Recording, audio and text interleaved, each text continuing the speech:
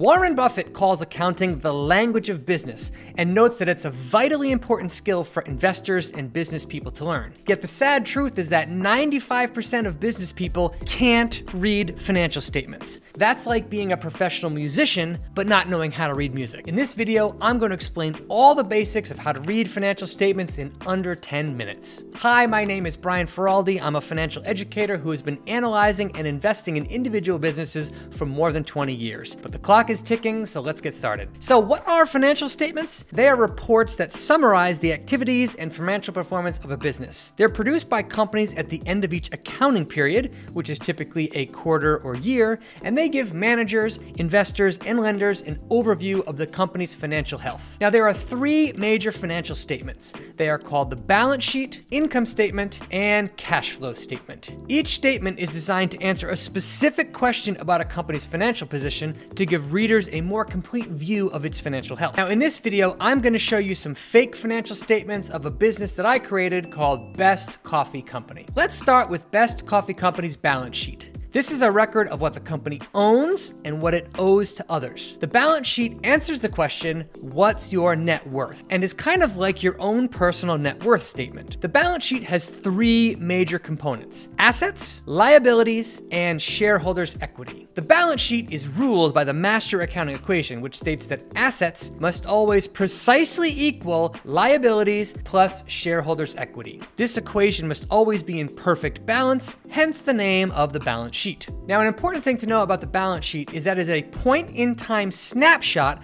of what a company owns and what it owes. Think of it like somebody taking a picture of a company's net worth. That's why whenever you see a balance sheet, it always has a specific day associated with it, which is the date that the picture of the company's financials were taken. Let's take a closer look at each of the three major categories, starting with assets. Assets are everything that the company owns that has value, like cash, inventory, and buildings. Assets can be further broken down into two major subcategories. The first is called current assets, which are all assets that the company expects to use or utilize in less than 1 year. This includes things like cash, receivables, and inventory. The second category is called long-term assets, which are expected to benefit the company for longer than 1 year. This includes things like buildings, equipment, patents, and goodwill. The second major component of the balance sheet is liabilities, which are debts and payments the company owes to others, such as suppliers, employees, and lenders. Liabilities can also be broken down into two subcomponents. The first is called current liabilities, which are bills that are expected to be paid off in a year. This includes things like payables, accrued expenses, and short-term debts. The second subcategory is called long-term liabilities, which are bills that are expected to be paid off in more than a year. This includes things like long-term debt, convertible, and pension obligations. The third major component of the balance sheet is called shareholders' equity, which is what the company owes to its owners or the shareholders of the business. Think about this section as the company's net worth on paper. There are two major sources of equity. The first is capital that investors put into the business to get it started and fund its operations. This includes things like common stock, preferred stock, and paid-in capital. The second major source of shareholders' equity is profit the business generated but did not pay out. This includes things like retained earnings and treasury stock. Now let's move on to the second financial statement, the income statement. The income statement shows a company's revenue, expenses, and profit. It answers the question, are you profitable, and is similar to your own personal monthly budget. The income statement is measured over a period of time that has a start date and end date. So while the balance sheet was more like a camera, think of the income statement more like filming a movie. There's a start time and there's an end time to it. Now, the top line of the income statement is revenue, which is all of the sales a company makes during a period. From revenue, we subtract out all of the company's various expenses as we work our way down the income statement. Expenses are broken down into four major subcategories. The first is called cost of goods sold, which is the direct cost to manufacture the product or deliver the service. The second is called operating expenses, which include all overhead expenses of the business, such as salaries, research and development, and selling. The third major category is called non-operating expenses or income, and usually relates to things like interest paid or interest received. And the fourth major category is income taxes, which are taxes paid to state and local governments. Now, as we work our way down the income statement and subtract expenses, we get various forms of measuring profit for the business. The most common way to measure profit is the bottom line of the income statement, which is called net income, aka earnings. This is the total amount of profit a business generates after subtracting all expenses. However, there are also other ways that we can measure profit depending on what we subtract from revenue. For example, gross profit is revenue minus the cost of making the product or service.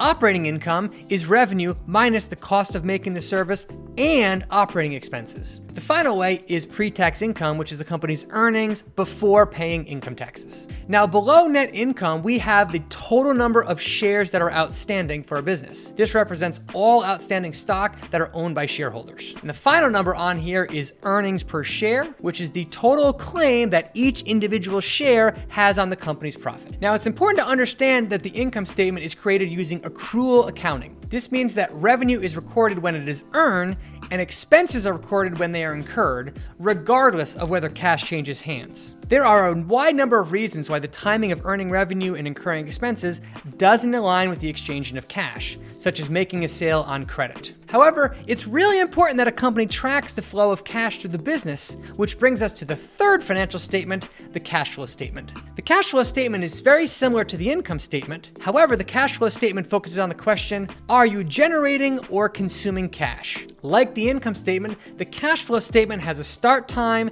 and an end time. However, while the income statement used accrual accounting, the cash flow statement uses cash accounting. So when recording revenue, the only thing cash accounting cares about is did the cash get received? And when recording expenses, the only thing cash accounting cares about is was cash paid out. The cash flow statement can be broken down into three major subcategories. The first is called operating activities, which are all activities related to running the business. The second is called investing activities, which are all cash flows related to investing in the business. And the third is called financing activities, which are all cash flows related to financing the business. Now, the very top line of the cash flow statement is net income, which is taken directly from the bottom line of the income statement, showing one way that these financial statements are linked together. Now, from net income, we first have to add back in all the various sources of cash inflows that a company could have. These could be related to non-cash charges, changes in working capital, selling investments, issuing debt, or issuing stock. We next have to then subtract out all the various cash outflows that a business could have, which come from things like changes in working capital,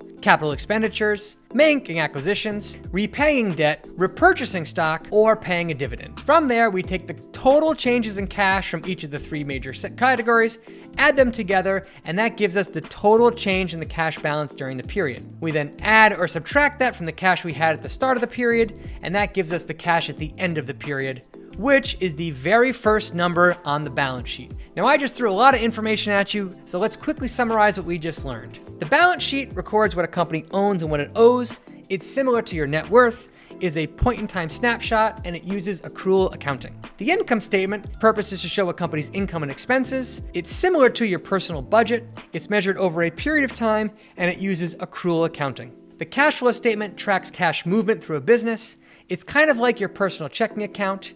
It's measured over a period of time, and it uses cash accounting. Now, it's important to understand that not all companies use these exact terms and layout when they're making financial statements. For example, you might see the balance sheet referred to as a net worth statement, the financial status report, or the statement of financial conditions. And each individual term you see on the balance sheet might be called something else. The same is true of the income statement, which is also called the earnings statement, statement of operations, or even profit and loss statement.